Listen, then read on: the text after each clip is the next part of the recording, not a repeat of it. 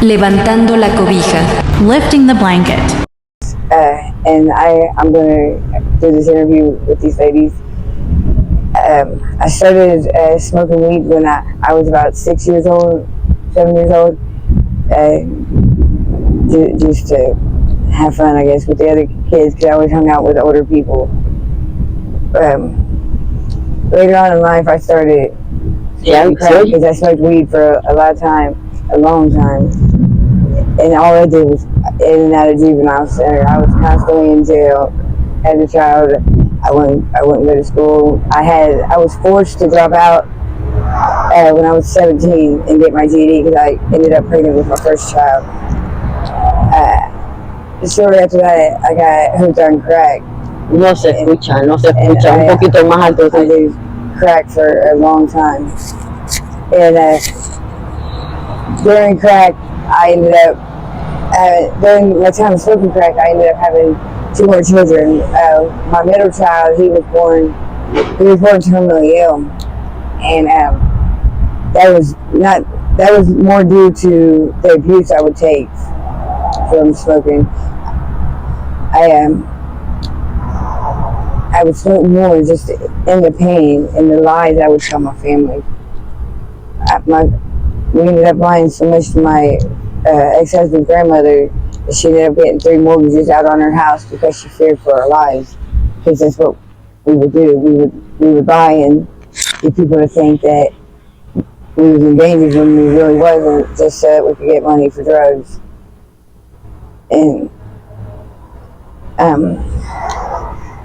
after smoking crack, or during smoking crack, I was with a guy who ended up causing me 7 skull fractures, and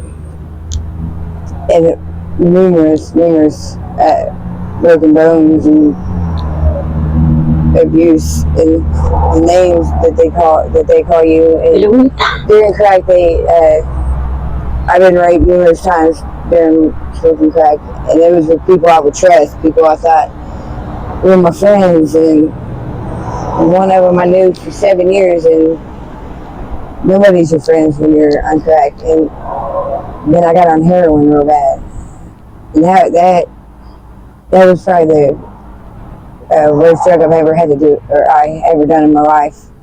We got hooked on fentanyl, and quite a few people I knew passed away from fentanyl, and I lost everything to that. I lost everybody I loved to that.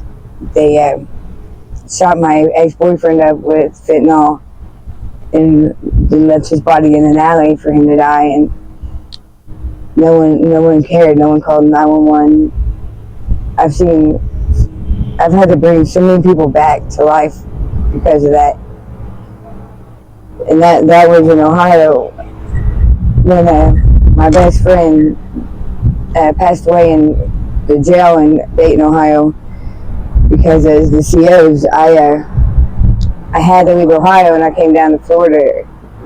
And when I got down here in Florida, I got off of heroin, but then I got to smoking Tunchi or K2, and I've been hooked on meth since then, and